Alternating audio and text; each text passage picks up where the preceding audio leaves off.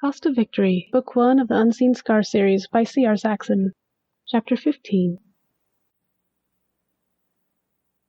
Come morning, the Duchess was gone. Ferdinand needed to stop wasting time.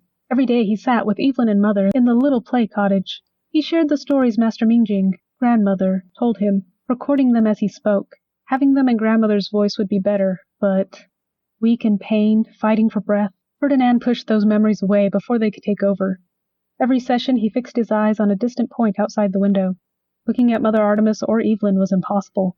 It hurt the young girl, but her hair was the best he could focus on. Screeching metal distracted part of his mind. It was rude, but it was better than that voice. When he finished all of Mingjing's stories, he recounted everything he'd heard and seen her do during his visit. Until he'd said everything. I'm sorry, but that's all I have, Lady Evelyn. I wish I could tell you more. What kind of tea would you like today? Holding up her little hands, Evelyn pretended to write down an order. Ginger tea with orange. Perfect! That's exactly what I made. It's Bunny's favorite, and since we had Juju's favorite yesterday, I made Bunny's favorite today. The 5-year-old girl bubbled. How's Papa and Mamma? Ferdinand held his pretend cup to the glass wall separating them, and she pretended to pour him tea. They miss you. They wanted me to tell you they love you. I love them too, very much. Will you tell them that? Tell them I'm helping people get better, but I want to see them when I'm done. Innocence radiated from her. Those words made his chest ache. Ferdinand closed his eyes against the memory. Thank you, sadness dripped in Evelyn's voice. Mother Artemis stood. Her head grazed the ceiling of Evelyn's play cottage. My child, is there anything you need before you leave? There was one thing he had to set right. May I talk to you privately? The inquisitive look she gave was wasted as Ferdinand kept his eyes averted. Let's talk in my study. Evelyn, it's time to go inside. The young girl's protests ceased when her new grandmother picked her up. Rushing to the door, he held it open for them, then made his way to her study to wait. This was his biggest threat, what she could do. He had to fix everything he broke, somehow. This failure, it was unforgivable. What's troubling you, my son? Mother Artemis spoke when her office door closed. Please don't say anything. It was presumptuous, but the least Ferdinand could do was make his request in Yimiri, her native language, considering how greedy it was. She sat facing his bowed head. When she tried hugging him, he shrank away. I can't ignore this. What's happening to you at school needs to stop. Slipping off the chair, he knelt beside her, maintaining Yimiri, though Mother spoke common. Please? Kneeling down next to him, Mother asked him to look at her. He raised his head, but kept his eyes averted. The thought of her seeing how evil he was, he couldn't bear it. Ferdinand, please talk to me. Please. He dropped his head. I'm begging you. Silence consumed the room, but metallic notes pounded against the skeleton's ear. Ferdinand, how long has your mother been hitting you? His insides turned to ice. I've never heard her so angry before. John told me you looked like you'd been hit. No, it was me. Ferdinand's mind raced uselessly in utter panic. Your mother was the only one who saw you before breakfast. She was the only one who could have done that. It's my fault, he blurted out, heart racing and fighting to think. What? All of it's my fault. I'm bad. They have to do these things. I'm obstinate and headstrong. I did it to myself. Ferdinand, that's not true. You're a wonderful child. You've never caused any trouble here. Long fingers tried lifting his head. The endless fall of her touch made him shudder. No, don't look at me. He covered his eyes so she couldn't see his sins. I neglect my duty. I hurt people. I'm a burden to those I'm supposed to support. It's my fault. Her next words were soft and soothing. Ferdinand, you've done nothing wrong. Even if you had, your back being hit, it's wrong. Nothing you could ever do would warrant such abuse. Abuse. His frozen inside shattered. Abuse of a child in any form was met with capital punishment in North Oishi. If he cost his country their most important ally because he let her think this? Everything's my fault. My doing. No one else is to blame. Samuel told me what he found in his scan. Did the Duchess do that to you? No! That accusation, it made him furious. I did it. Why aren't you listening to me? She hasn't done anything to me. Then who did? My son, this has been happening all your life. I did. It's my fault. The sound of Mother taking a breath to speak spurred him on. I don't want to hurt anyone else. Mother Artemis, you know the political situation of my country. If you mention either of these facts, you haven't hurt anyone. As a child, it's not your responsibility to worry about civil unrest. Removing his hands from his eyes, Ferdinand placed both palms flat on the ground. Age isn't a qualifying condition for what'll affect me or my little sisters. They aren't old enough to understand what's going on. There's no abuse. Everything's my own fault. Everything's the consequences of my actions. Whoever told you that is lying. No one deserves this. Ferdinand winced, squeezing his eyes shut. The world wouldn't understand. Their allies? Even less. It all looked horrible from an outsider's view. Even if making them understand was possible, no one would listen to him. No one remembered what his job was as the fifth child of a powerful family.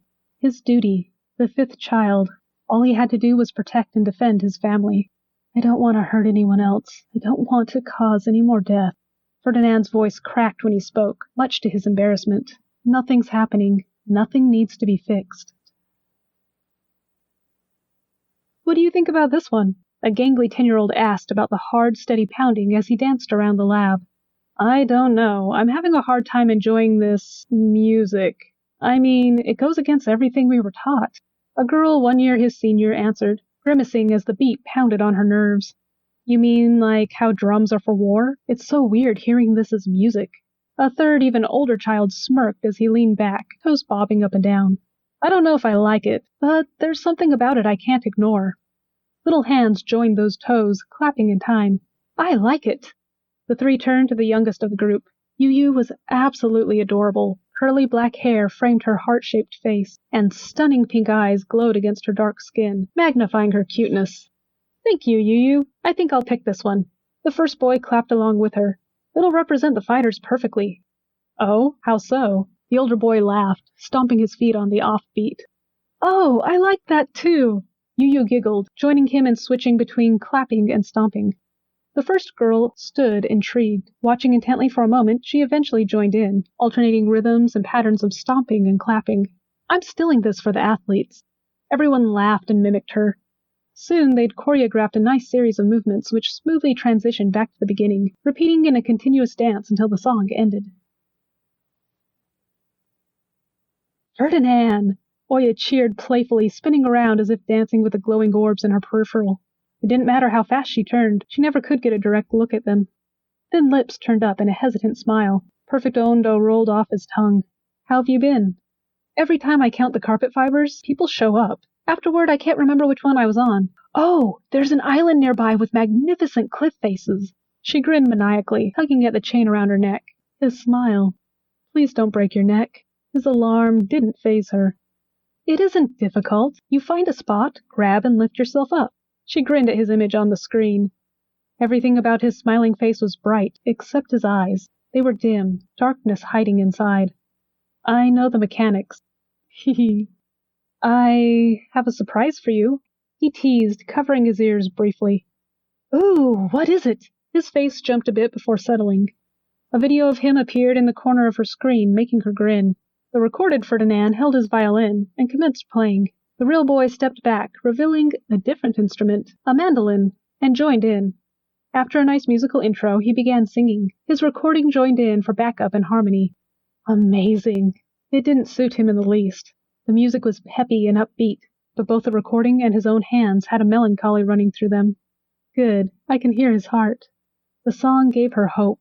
She praised and applauded him, but he just reddened and grit his teeth, forcefully rejecting her admiration.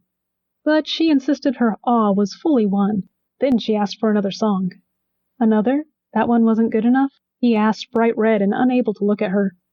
I already said how amazing it was, but I want to see you play your violin, not a recording of it.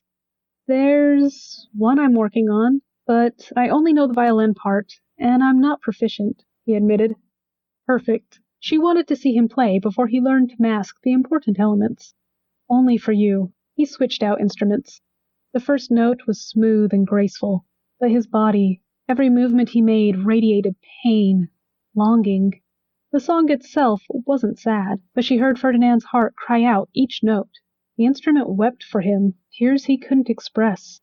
She grinned, pleased by the unspoken sorrow and his new voice. Maybe once he was comfortable expressing himself in this fashion, he'd use words. That was astounding! She clapped, hiding the truth he'd given away. You learned that much in less than 2 months? You're incredible! Please, I'm neither astounding nor incredible, he refuted, eyes averted. Yes, you are. A gentle grin lit her wild eyes. You'll see it one day. But for today, I'll forgive you for saying I'm wrong. I am a magnanimous friend, after all. Flinching, Ferdinand nodded. Yes, ma'am. That first song's a wonderful example of owning the music. Show it to the scientists as one way to present it, though I guess you'd have to record yourself a second time and combine the two. It really isn't that good, but if you think it'll help them. Ferdinand cleared his throat and batted at his ear. Anyway, I wanted to give you that before I moved on to the next part of my journey. Oh? Him calling from John's home was a pleasant surprise. What changed? I'm leaving for home in the morning. I'll spend the next week at the gala, honoring many wonderful people.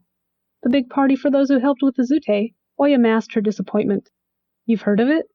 Yeah, people are excited. I hope you have fun.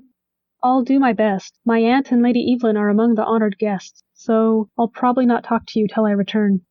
I'll let you make it up to me when you get back. Oya winked, sticking her tongue out at him. Much to her amusement, he returned the gesture. Now say all that in common. Meanie head, she called out perfectly, wiggling her fingers at him. In accordance with meanie headness, he made her practice common for a good hour. At random moments he'd flinch and cover his ears. What haunts you, dear friend? During this time, Ferdinand informed her the next block started a new academic year. She scrunched her face at him and asked if it made a difference. His answer? It didn't. Classes rotated every block. All that changed was the year you were called by.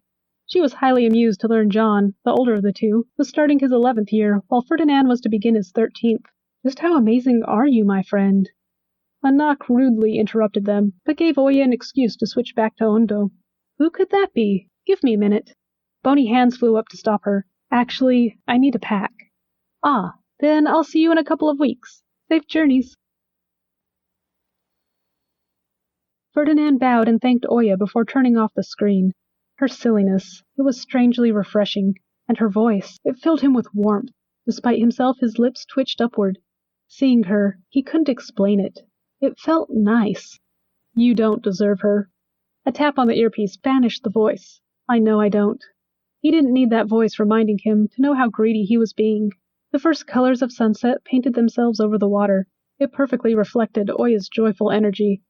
Ice settled in his belly, now to gather his things, only he needed to ready himself. I just have to sneak in and leave before I trouble them. Turning, Ferdinand fell backwards. He had an audience. How long have they been there? He scurried, gathering the fallen items and forming a plan of escape, but they surrounded him. Cringing, he covered his head and scrunched into a ball when the giants moved closer. It didn't stop them. Fire scorched his skin as Xingho hoisted him up to an impossibly broad shoulder. The older brothers grabbed his stuff. Like a sack of potatoes, he was hauled inside. All attempts at squirming his way down proved futile. It was humiliating. His nerves screamed and his back flared in irritation. What are they going to do to me? Roughhousing was an Artemis way of life, so Ferdinand was surprised when they placed him gently on the couch in their main common room. How much trouble am I in? Blue crystals locked onto the floor. How bad was I? A warm little body forced its way onto his lap, zapping him with lightning. Evelyn's midnight hair tickled his nose. It took her wiggling into a comfortable position to force Ferdinand to look up, or risk being headbutted. Having his nose broken by a 5-year-old wouldn't help the situation, but the sea of faces made him wish it would.